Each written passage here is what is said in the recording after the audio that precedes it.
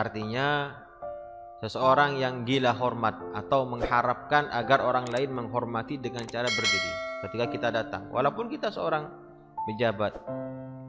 Atau dalam hatinya ketika kita lewat, tiba-tiba orang-orang di sekitar atau di depan kita tidak menghormati kita, tidak berdiri sebagai bentuk penghormatan, kita marah. Bagaimana kata Rasulullah? "Falyatabawwa maq'adahu minan nar", maka hendaklah dia menyediakan tempat duduknya di neraka, tempat tinggalnya di neraka. Rawahu Ahmad an Muawiyah. Jadi tidak boleh seseorang dalam hatinya menyombongkan dirinya dan mengharap penghormatan daripada orang lain dengan berdiri. Mengharap dalam hatinya, artinya seandainya dia tidak berdiri, kita marah, tidak kecewa. Kenapa murid-murid saya, kenapa santri saya tidak menghormati, kok gak berdiri? Atau dimarahi lah. Ini dalam arti kesombongan dalam hatinya. Ahabbah artinya ada sifat sombong dalam hatinya. Dilihat dari segi orang yang dihormati. Jadi apapun jabatannya, apapun kedudukannya, siapapun jabatannya, tidaklah baik kalau dalam hatinya itu dia menggila hormat, istilahnya. Gila hormat, sehingga dia senantiasa mengharapkan untuk selalu ada orang menghormati dia dengan cara berdiri. Namun dalam dilihat dari segi akhlak tata krama seorang santri, seorang murid, maka disunnahkan bagi mereka ketika melihat ada gurunya datang, orang tuanya datang, disunnahkan bagi mereka memang untuk berdiri.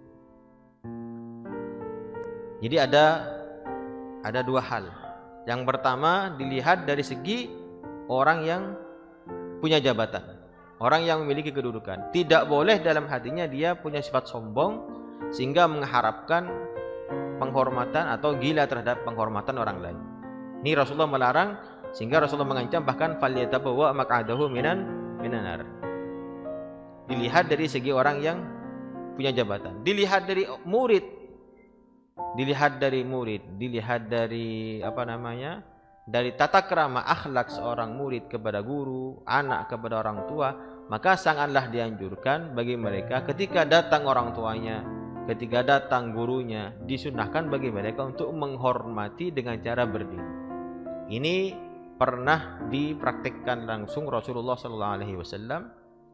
Suatu ketika Rasulullah mengangkat Sayyidina Sa'ad ibnu Mu'ad sebagai pemimpin yang memutuskan perkara pada saat perang Ahzab Bani Quraidah.